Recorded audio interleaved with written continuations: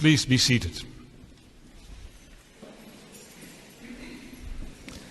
Dear colleagues and friends, dear honorary doctors, Professor Masson-Delmotte and Professor Yoshikawa, dear all.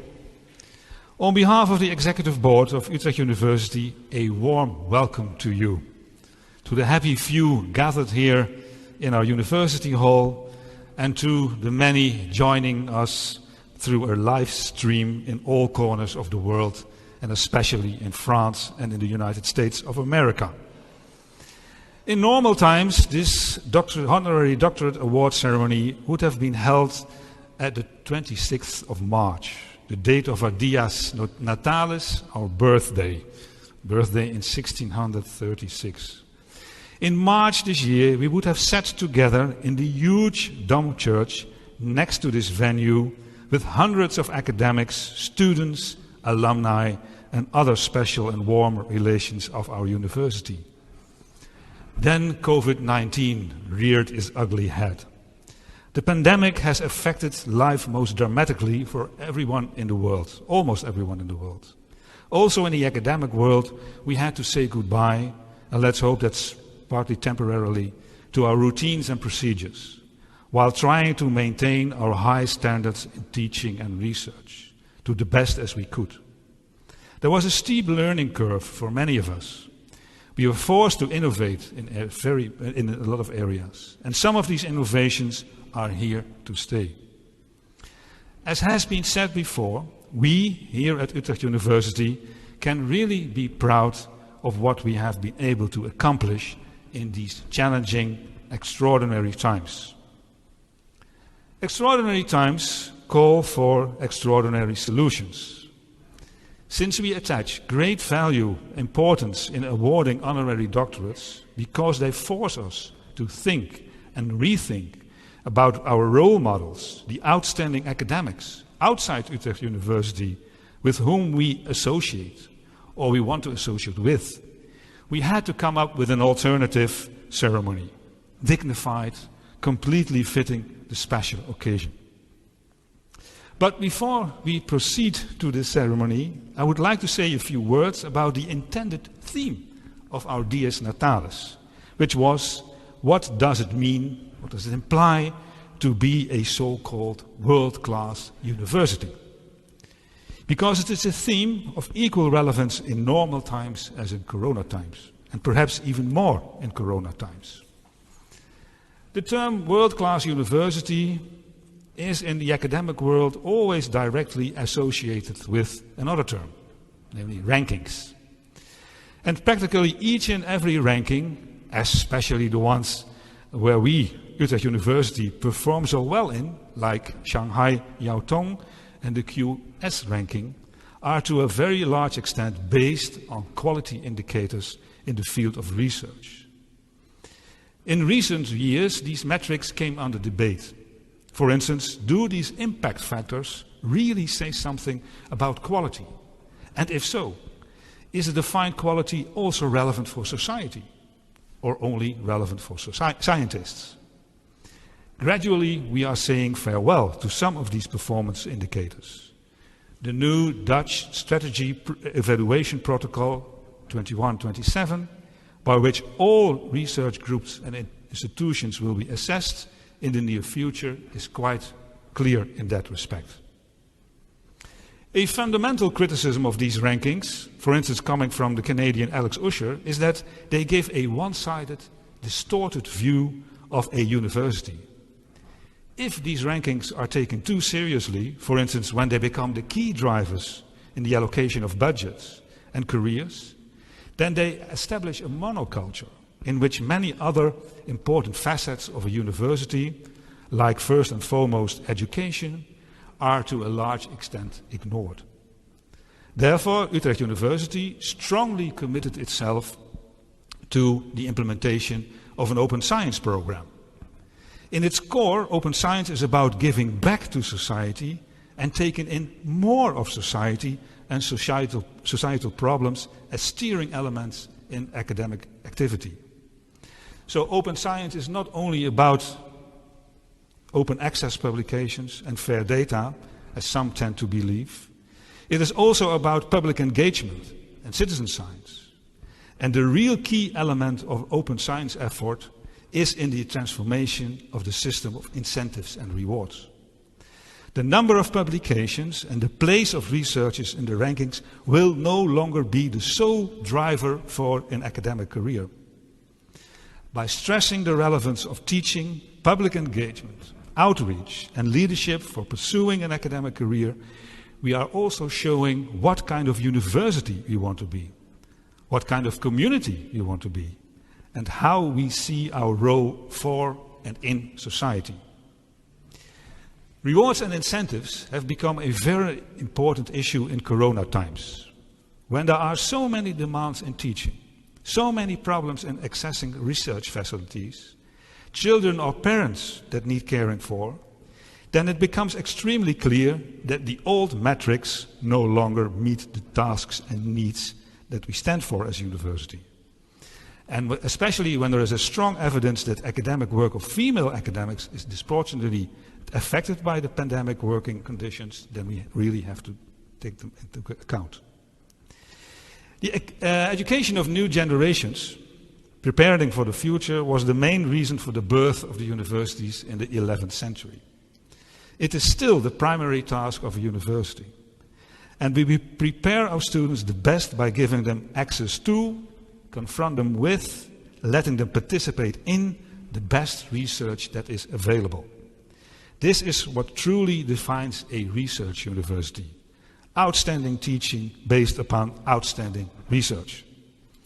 And it is wonderful to see that for some time now, our university takes great pride in the quality of its teaching and its role in educational and innovation on a national and on an international level.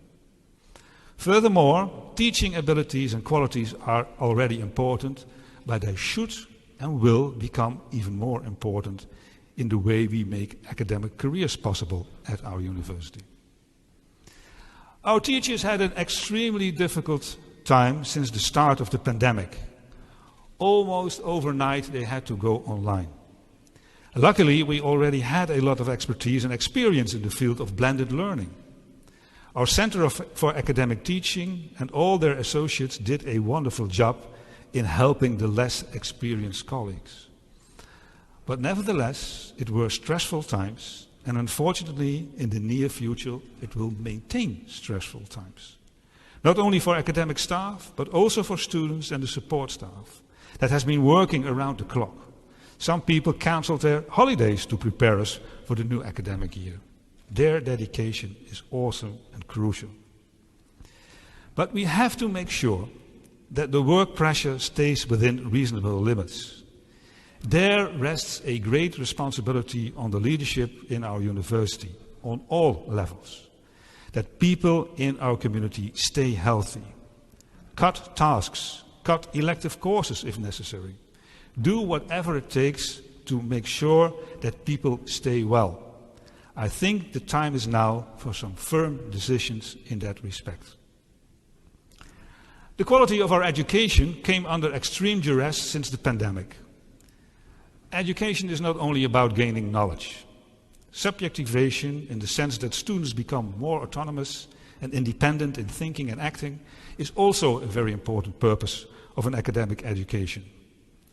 And there's a third essential goal for us as well, which is socialization, becoming a part of a society, culture and tradition. These goals, especially the latter ones, can only be achieved by meeting each other on a regular basis, in the flesh, on campus. And of course, it is also about community and community building. Therefore, we are doing all we can within the limits set by the authorities to facilitate encounters and engagement. And we have to have an extra keen eye for the well-being of our students in these dire circumstances. A university is not a standalone entity. It performs its functions in strong connection with the geographical environment. In our case, the city of Utrecht, the province and the broader region. They constitute our living lab, as it were. But there is a mutual benefit here. Research shows that universities profit from the region, but the region profits from the university as well, because they are tremendous accelerators in economic and social development. So we want to be a university with a head and a heart for the people in our community, our teachers, our researchers, students, and all the members of our support staff. We want to have a heart for our alumni and professionals by offering them a wide range of courses and other possibilities in order to strengthen them for the role they want to play in society. We want to have a heart for the people in our geographical habitat, the region. And we also want to do well in the rankings of world-class universities, but only for as far as they indicate us something of where we stand on the basis of criteria that tell us something about the university that we want to be. We will not get rid of these rankings. There's too much business around them. So we better work on reloading these rankings with criteria and performance indicators that gives a better indication of how a world-class university with a heart and with a head looks like. This is especially relevant in the field of research. We have a heart there too. The motto of our university is, we are there for the betterment of the world. We really want to contribute to solutions for global challenges, like climate change and social injustice. This means that we, as per definition, have to be an international university, in the sense that we want to attract and want to work together with the best and the brightest in the world, researchers, teachers, and students alike, in order to come up with the best solutions available for these societal problems. When we want to tackle the global societal issues, we need a multidisciplinary, interdisciplinary, and even transdisciplinary approach. And of course, it is for that reason that we at Utrecht University organized our research along these lines. In that same vein, we are always looking for great examples of outstanding researchers, real role models for internationally interlinked, interdisciplinary research as candidates for our honorary doctorates. This year, the board for the conferral of doctoral degrees has, once again, come up with some truly great candidates. And that is why, with great pleasure, that I shall now bring into effect the decision of the board for the conferral of doctoral degrees. On the recommendation of the deans of the Faculty of Geosciences and the Faculty of Social and Behavioral Sciences, and after hearing the Executive Board of Utrecht University, the board for the conferral of doctoral degrees decided to award 2 doctorates honoris causa. Professor Valerie Masson-Delmotte and Professor Hirokazu Yoshikawa will each receive an honorary doctorate in recognition of their outstanding accomplishments. The academic community of Utrecht University was honored and pleased to learn that they were willing to accept these awards. And now, assisted by Professor Roderick van der Wal and Professor Wilco Hazeleger, Dean of the Faculty of Geosciences, I shall now proceed to confer the honorary doctorate on Professor Valerie Masson-Delmotte, who is joining us from somewhere in France, and probably she will be now on screen. Ah, there she is. Welcome. Wonderful that you could join us. Is there some sound there as well? Okay. Can you help us there? And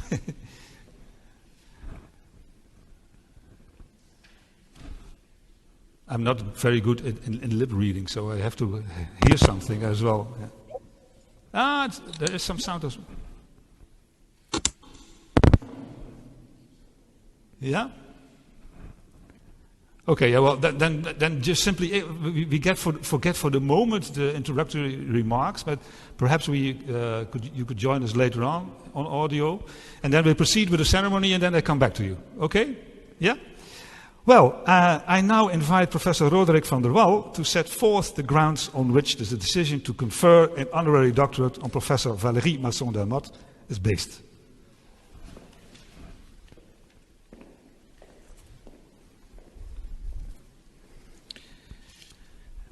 Dear Valerie, dear audience, we are living in a time where climate is rapidly changing. This is not a surprise to the people in the audience here, but it is nevertheless a message which we need to repeat also outside the academic setting because it has implications for society. For that reason, I'm very pleased that Utrecht University has decided to award Valerie Masson-Delmotte an honorary doctorate. As co-chair of the working group on the physics of the climate system from the Intergovernmental Panel on Climate Change, she's privileged to discuss science in the public arena. At this point, she is as bright as the star she admired as a youngster, watching the sky, providing the basis for her scientific eagerness. She has mastered the skills to translate complicated concepts in a way that people understand it.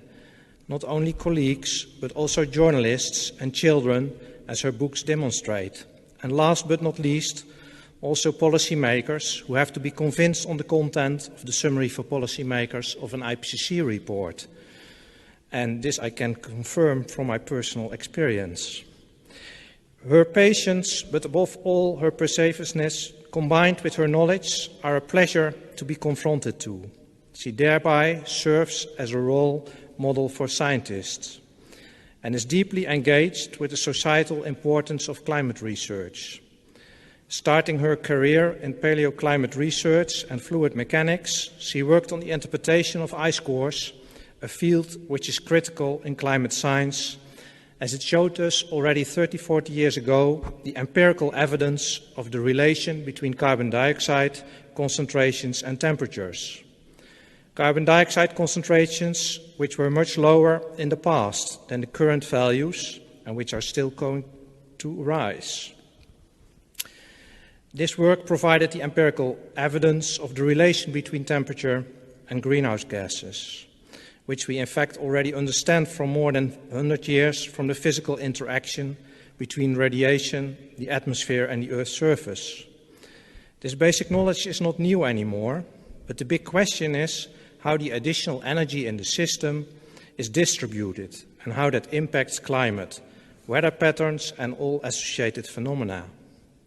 This is still very topical and at the heart of the debate and critical because it impacts society. Warming ocean water affects the corals in Australia, the flooding on the Pacific Islands, the hurricanes, heat waves and droughts in other parts of the world. The work Valerie is doing and overseeing as a co-chair of the IPCC contributes to this understanding and underlies political negotiations on emission reduction targets. It's an approach which is very much along the lines set out by the strategic research team Pathways to Sustainability of Utrecht University, where the emphasis is currently on transdisciplinary research towards a sustainable society.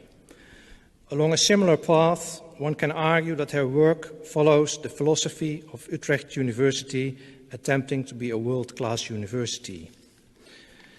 We're contributing to the societal debate by solid research is a key theme and where rigor meets relevance.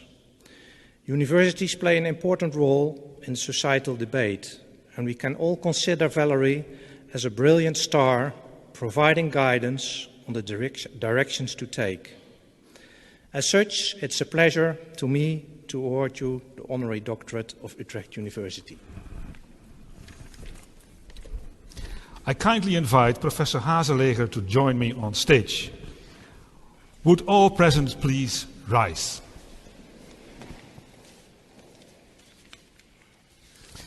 I kindly invite Professor van der Wal to pronounce the traditional Latin formula.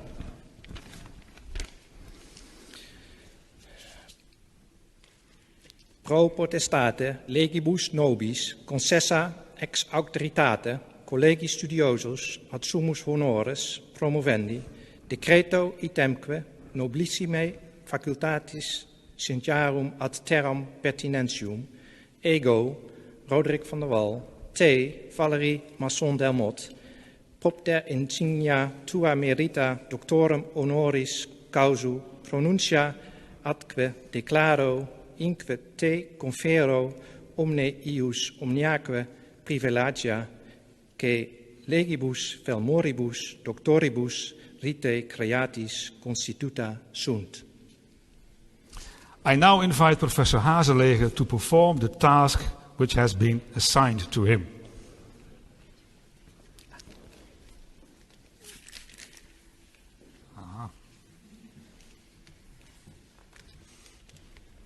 Yes, we have to do this properly. I hope you're online, Valerie. I can see you. We have to do this online as well. Accipe kappa. And there it happens. Ah. Beautiful. Professor Masson-Delmotte, it's a great honor for me to congratulate you on behalf of the Board of Conferral of Doctoral Degrees and, of course, Utrecht University as a whole on being awarded this Utrecht Doctorate. I now invite you to speak a few words to us. And hopefully the audio works now. Sorry, Professor Delmonte, can you try to reconnect? Does the sound work now? Yes, thank you very much. Yeah, there it is. Great. Perfect. Dear Rector of Utrecht University, You may be seated now. Hirokazu Yoshikawa, Dean of Faculty of Geosciences, dear Professor Roderick van der Waal, Honorary Supervisor, dear colleagues, thank you very much for this honor, and special thanks to my nominators. It's an honor to be shared with all whom I had the pleasure to work with in Paris-Saclay University, where I am now, but also around the world. In particular, thousands of scientists who dedicate time and volunteer efforts to contribute to the work of the IPCC, to deliver the best assessment of the state of knowledge related to climate change to society. Due to the current pandemic, I'm only able to join virtually your prestigious hall, full of history. And I think it's a relevant place to reflect on the past and future of science and society, and our particular responsibilities as academics. As you've heard, I'm a physicist and a climate scientist, and much of my own research has been focused on documenting and understanding past climate variations, using ice core, but also sometimes timber wood from historical buildings such as yours. My choice to work in this field comes from my wonder as a child for the beauty and mystery of clouds, and my curiosity about past climates and past human history. Past climates give us access to the full spectrum of natural climate variability, which can be seen as a wealth of natural experiments to understand how the climate system operates and reacts to natural perturbations. This is key for our understanding of processes and feedbacks, and for the evaluation of climate models, the same models developed to understand today's climate, and the only physically based tools to explore plausible futures, which will depend on our choices. Knowledge on past climate has revealed the brutal, unprecedented characteristic of human-induced climate change and the perturbation on our living space.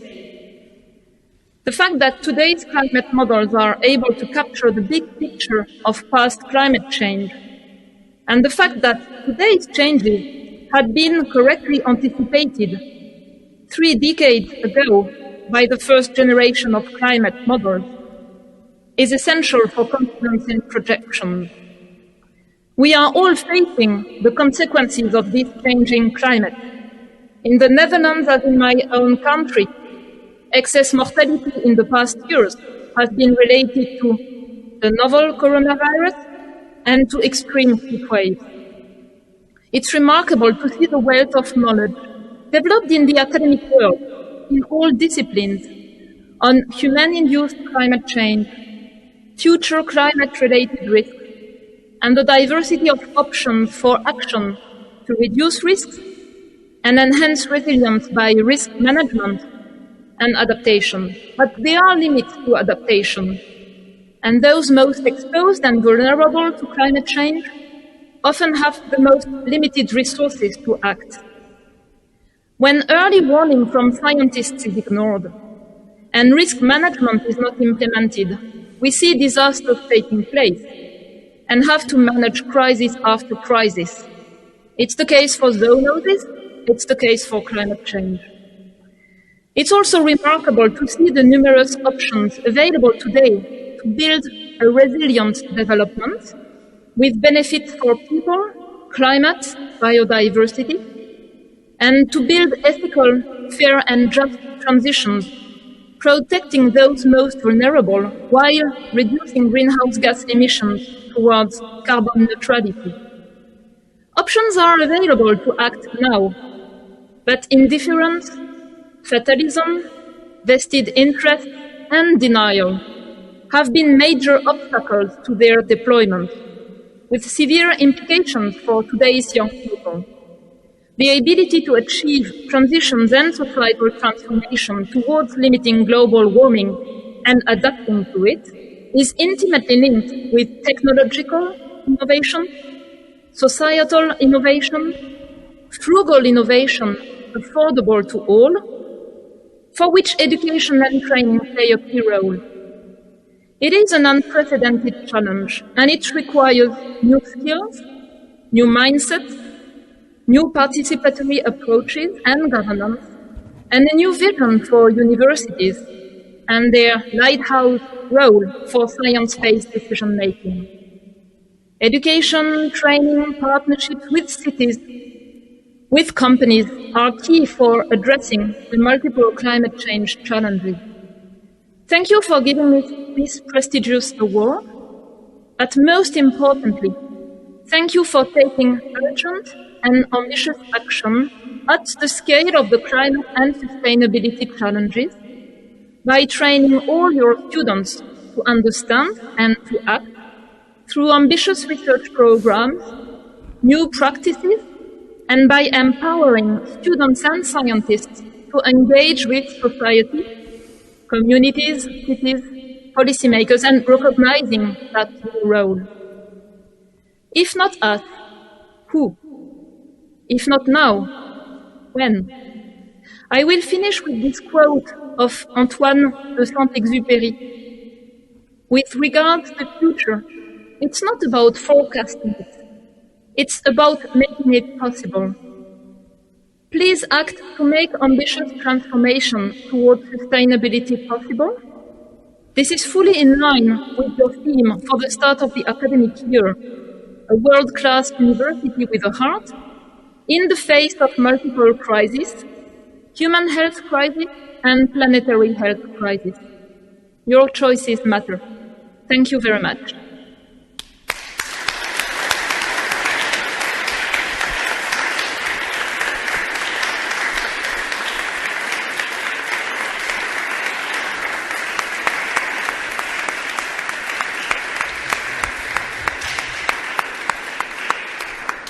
Wonderful. On behalf of Utrecht University, I would like to thank you, Professor Masson-Delmotte, for your very kind words and your wonderful words.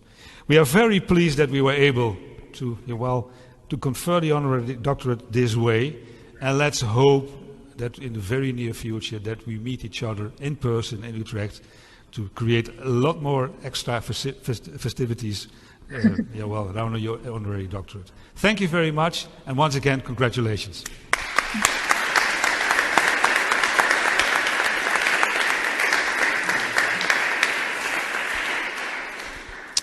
Now we proceed to the second honorary doctorate, and assisted by Professor Paul Lezeman and Professor Marcel van Aken, Dean of the Faculty of Social and Behavioral Sciences, I shall now proceed to confer the honorary doctorate on Professor Hirokazu Yoshikawa, who is joining online from New York, if I'm right. And there he is. And there is audio as well. How are you doing? Good. Can you hear me? Yeah, that's great. Yeah. Good you are indeed in New York. Yes. At the university, or in your? Yeah, very close to the. Oh, okay. Yeah. Well, you are familiar with Utrecht University, yeah? You've been here. You've been in the buildings. You saw the environment here. Yeah. Yes. Yes. So you know where we stand now, where we are now. Oh yes. No, I've been in that. Oh, okay. So you have the real feel. Yeah, and you see, I have Nippy is behind me. Okay. Okay. I now invite Professor Leseman to set forth the grounds on which the decision to confer an honorary doctorate on Professor Hirokazu Yoshikawa is based.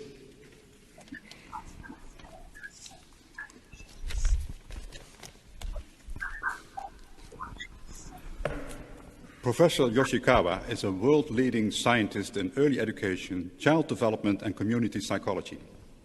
In his work, he combines cutting-edge research on child development in controlled experiments with rigorous large-scale intervention research aimed at improving family conditions and early education and care programs for children living in poverty.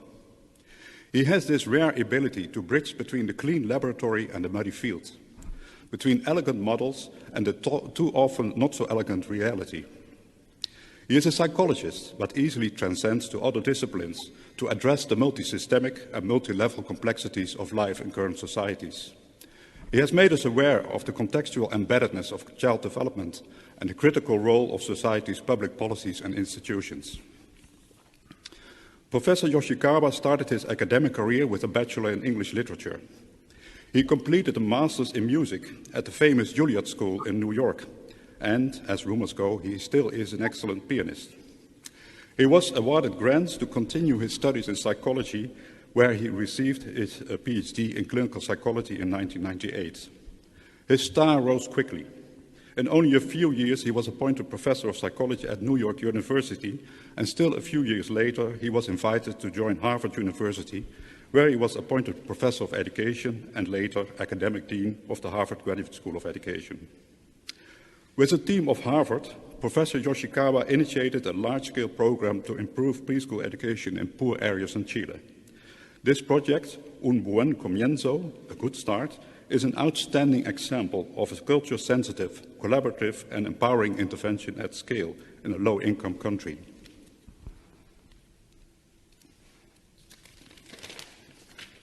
And yes, it was well researched also. The social impact of the project, how it improved the lives of many children in Chile, cannot be underestimated, nor can the scientific yield. Many scholarly papers resulted from the project and now constitute a solid base of evidence on which researchers, policymakers and practitioners elsewhere can build. One may wonder how he did all this, how he, in successive publications, was, and still is, always ahead of his peers, scholarly and methodologically. There is anecdotal evidence. One of his former doctoral students confided that at the institute they used to say that he was capable of learning a new complex method in detail by just sitting next to an expert on the bus. In 2014, Professor Yoshikawa returned to New York University to direct the newly established Global Ties for Children Center at NYU Steinhardt. This center has since then initiated several large-scale programs in low and middle-income countries around the world. Characteristic is the unconditional engagement with local communities on the one hand and the rigor of the research methods applied on the other hand. There is no trade-off between social impact and scientific relevance in his work. In the past years, Professor Yoshikawa led research to provide early childhood programming for Syrian and Rohingya refugees. In the United States, he took up the challenge to give voice to so-called undocumented immigrant families by respectfully observing and again rigorously researching how parents try to do their best to give their children a head start against all odds.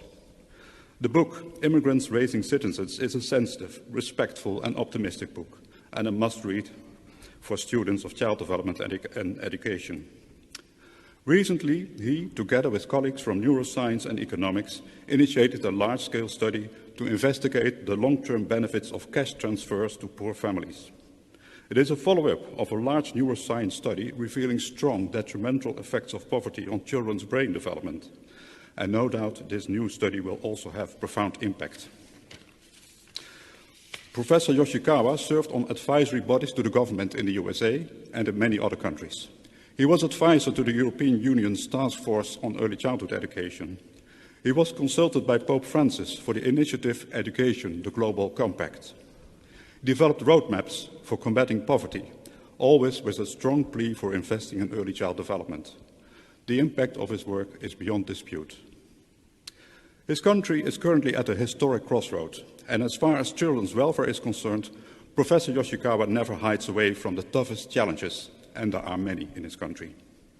It is therefore unsurprising that he served as a member of the Education Task Force set up by Democratic presidential nominee Joe Biden and Senator Bernie Sanders. We are hopeful. Professor Yoshikawa is not only an eminent, internationally renowned and highly cited scientist and a world leader in large-scale program implementation. In the microsystem of university education, he is also an engaged teacher and pedagogue. As a former doctoral student noted, and I quote, "From my perspective, this is where he excels beyond any measure, in his tutoring and mentoring."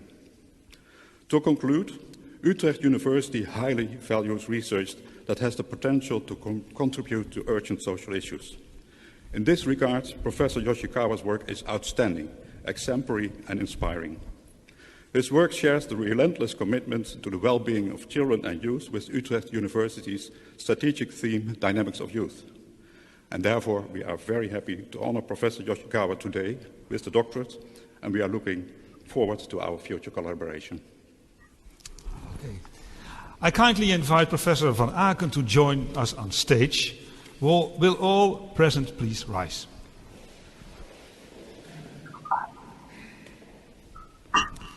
I kindly invite Professor Lezeman to pronounce the traditional Latin formula.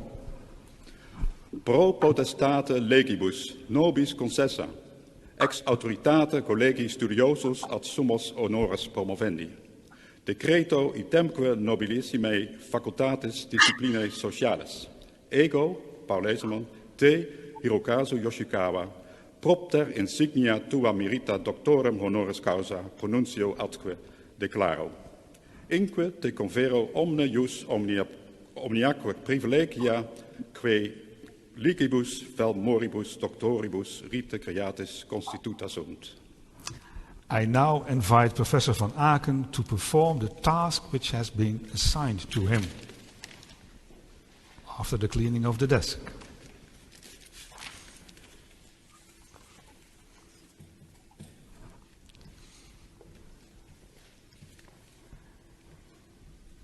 You ready?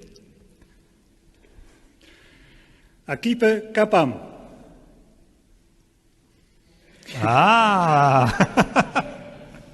Great performance. Great, thank you. Professor Yoshikawa, it's a great honor for me to congratulate you on behalf of the Board for the Conferral of Doctoral Degrees and of Utrecht University on being awarded this Utrecht Doctorate. And I kindly invite you to say a few words. You all may be seated. Thank you very much.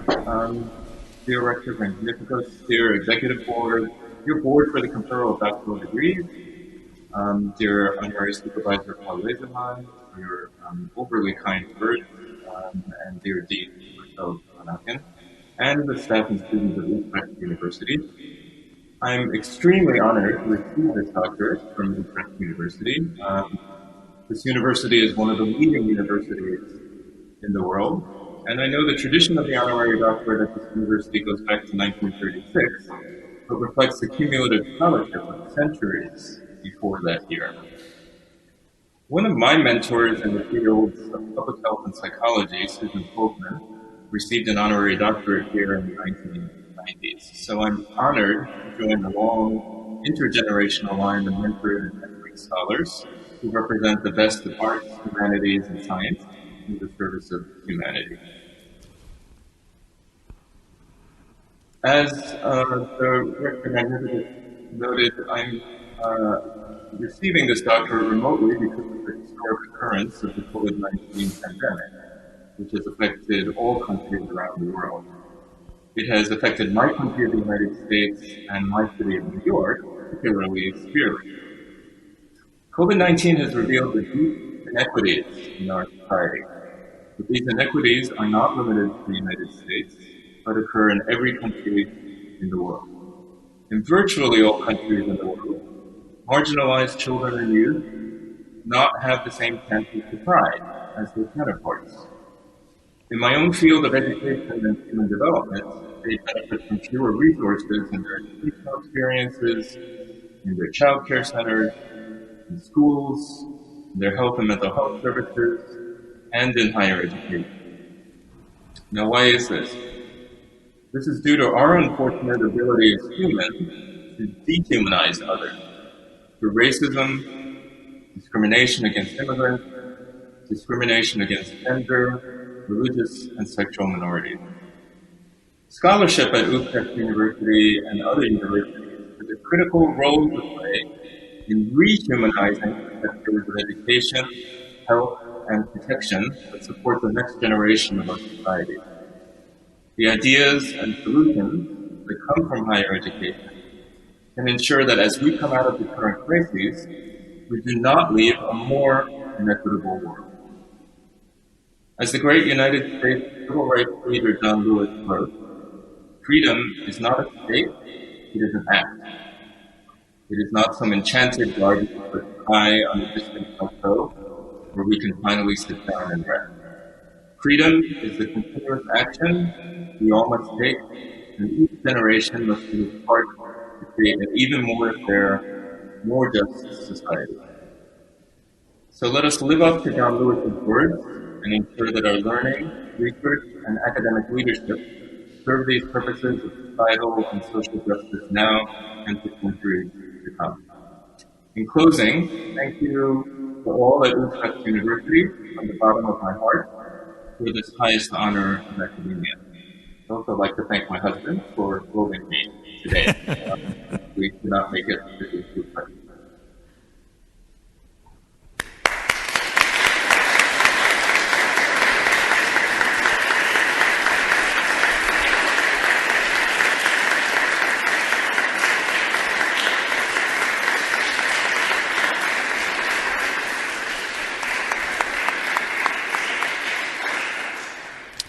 On behalf of Utrecht University, I would like to thank you, Professor Yoshikawa, for your kind words, your wonderful words, and we were very pleased that we were able to confer the honorary doctorate in this way. And we all saw that your husband did a tremendous job. Great. Let's hope that we are able to meet each other in person real soon, that you find your way to Utrecht once again, and that we are able to cooperate as we did before. Thank you very much. And once again, congratulations on behalf of Utrecht University. Thank you.